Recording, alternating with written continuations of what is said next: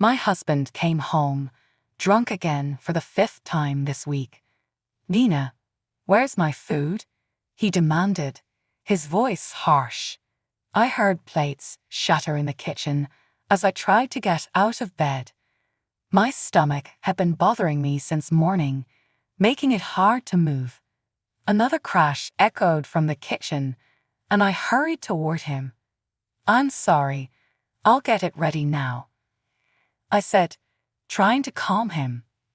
"I thought you were eating out with your workmates." He grabbed a glass and hurled it against a wall. I almost lost my footing as the glass shattered. "Even if I eat out, you should still have food ready. You're worthless. Go to hell." He stormed toward me and shoved me down. The pain in my stomach flared as I hit the floor. "This is all your fault. Every day that I see how miserable my life is. A useless wife who can't even cook, let alone give me a child." He walked past me, heading to our bedroom. I stayed there on the floor, trying to endure the pain. Mark always does this. He never lets me forget how worthless I am in his eyes. Maybe he's right. I haven't been able to give him the one thing he wants most: a child.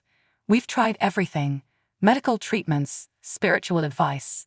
But still, no baby. He blames me for everything. He says I'm the problem. I struggle to get up, nearly collapsing again as the pain in my lower abdomen surged. This pain has been haunting me all week, and my period is 5 days late. The next morning, I was preparing breakfast when the doorbell rang. I opened it to see one of my husband's co-workers.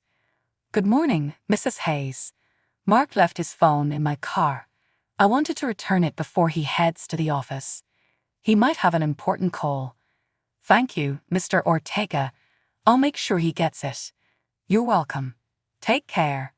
I heard my husband approaching, and when I turned to him, his face was dark with anger.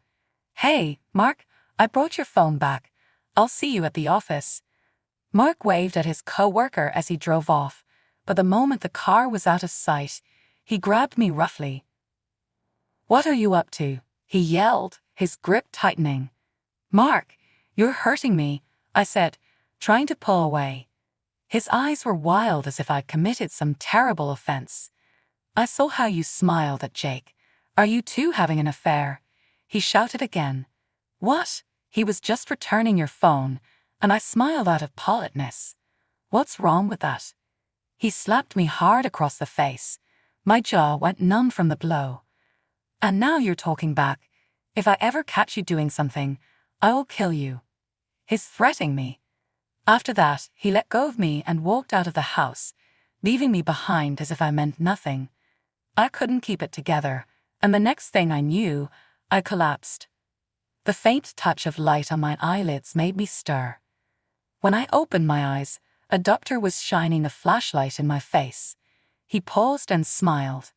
"Ah, you're awake. Don't worry. You're in stable condition." I glanced around and realized I was in the hospital. Beside me, I saw my husband. "I'll leave you two alone. I'll be back when you're ready to be discharged, Mrs. Hayes." I nodded and looked at my husband. "What happened to me?" "You collapsed, and as a concerned husband, I brought you here. You should be grateful I still care enough to rush you to the hospital. It's your fault I was mad earlier, flirting with my coworker." "That's not true. I just answered your phone." "Lies. I won't let this go until I have proof." My heart pounded wildly. Why is he acting this way? Why is he accusing me of cheating? Mark has always been the jealous type, and when jealousy takes over, he loses control. I stayed silent because arguing back usually led to him either slapping me or throwing hurtful words. Hours passed in silence, both of us like shadows in the room. Finally, the doctor returned and said I was ready to be discharged. Before we left, he handed us an envelope. "Congratulations. You might want to open that when you get home." Curiosity gnawed at me, and as soon as we got home, I nearly dropped the envelope. When I saw the contents, I couldn't hold back my joy. Yes, I'm pregnant. The test results confirmed it. The doctor had run tests while I was unconscious. My husband stormed into the room, irritation etched on his face. "Can you be quiet?" he yelled. "Mark, I have good news." I reached for his hands, but he pushed me away. Maybe this news would change him completely. I handed him the results, my heart racing. This was the moment we had been waiting for. After almost 20 years of marriage, we were finally going to have a child. But now, as I turn 41, something incredible has finally happened. I'm expecting our first child. He stared at the test results for a moment, then tossed them in the trash. My eyes widened in shock. "Why? Why would you do that?" I quickly pulled the pregnancy test from the bin and held it up to him. "It's positive. I'm pregnant, love. We're going to have a baby," I said, my voice full of hope. But his reaction was nothing like mine. "Are you sure about that?" he asked, his tone cold. I couldn't understand his response. "Of course I am." The doctor confirmed it. He just stared at me, his expression blank, scanning me from head to toe. "You should go back and get checked again," he said, turning to leave. I grabbed his arm, desperate. "I don't need to. The result is clear. It's positive." "Oh, really? Have you lost your mind, woman?" "I haven't lost my mind. This is what we've always wanted." "Shut up. You're too old to have a child. Your skin is sagging. Your body looks like a slouching bear. Your hair is turning gray. Your whole existence is falling apart.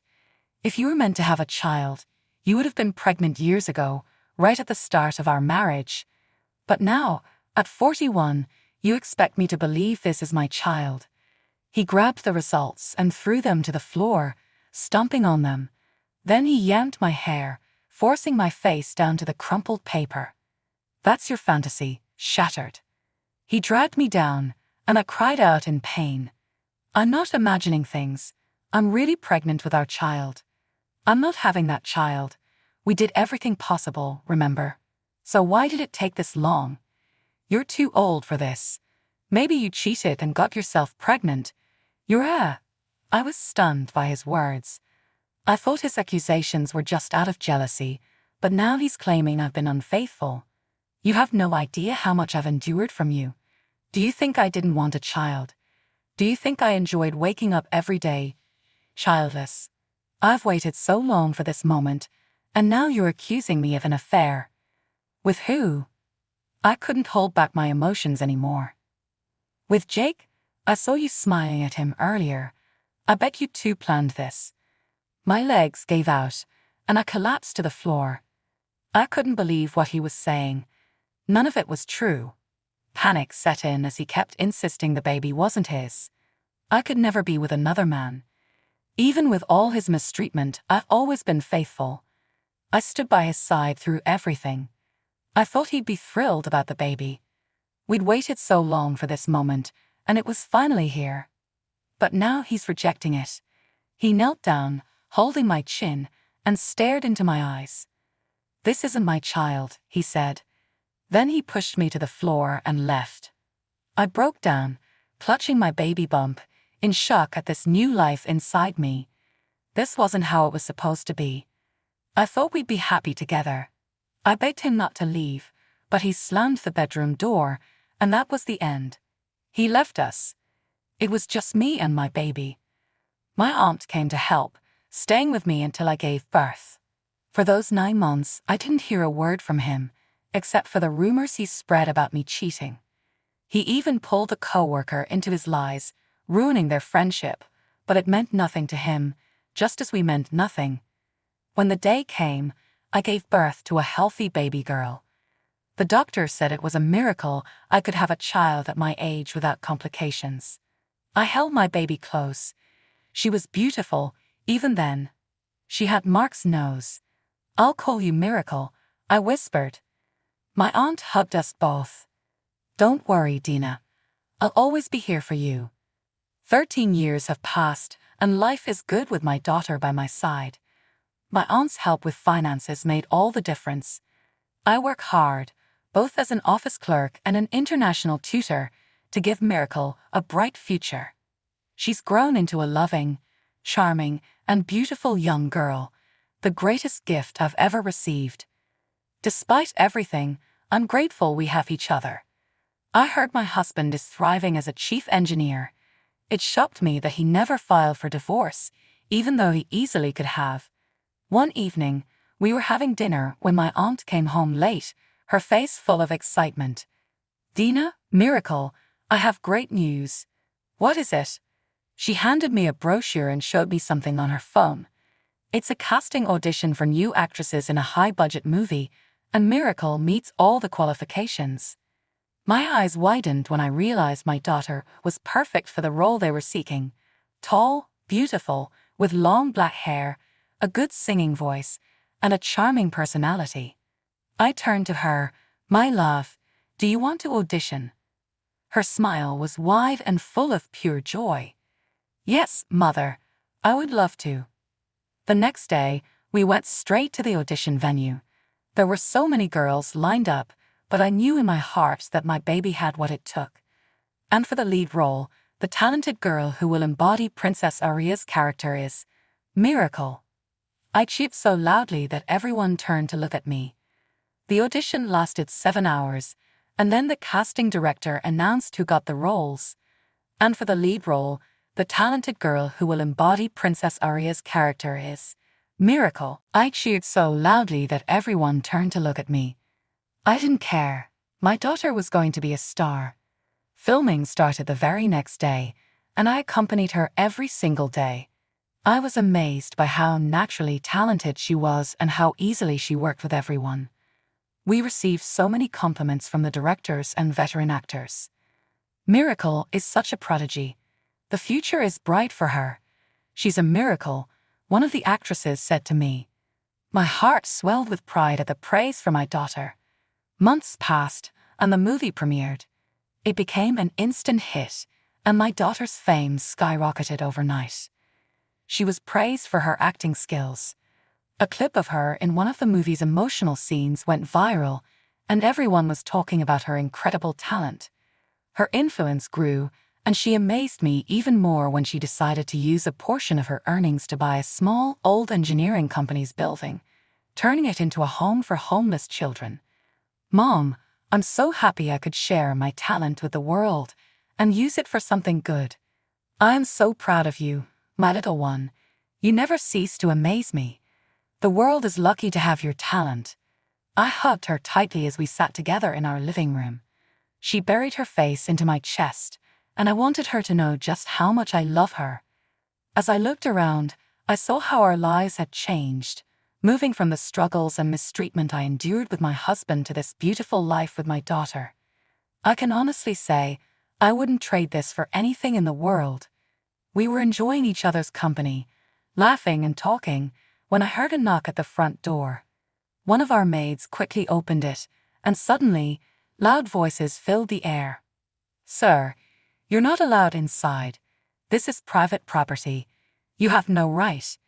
I have every right to step into this house. You're trespassing."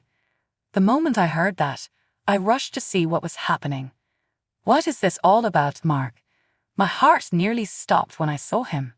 He looked so different. When he saw me, he rushed over, but the security guard blocked his path.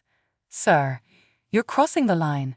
Please," he pleaded, but the guard kept pushing him back, and Mark tried to break free. Then Miracle stepped beside me, and Mark froze. He stared at her, tears streaming down his face. Miracle clung to my arm, hiding behind me. Mark moved closer, and I signaled the guard to let him through. As soon as he reached us, he dropped to his knees. Seeing him like that took me back to the days when I was in his shoes. "I'm so sorry for everything I've done to you, my love. I will forever regret all the terrible things I did. Please forgive me. Please take me back," he cried, bowing his face to the ground. His sobs were deep, like he had lost everything. He looked at me, then at our daughter. "My child, look at you. You've grown so much. I saw how amazing you were on TV. When I realized it was you, I couldn't stop crying, thinking about how much I've missed. I'm so sorry for abandoning you. You disowned me." Mark's tears fell harder when he heard our daughter's words. The regret in his voice was clear. I'm sorry. Please forgive me. You left us with nothing. You treated Mother like she was nothing to you. You never claimed me as your child because, to you, my life meant nothing. I squeezed my daughter's hand, trying to calm her down.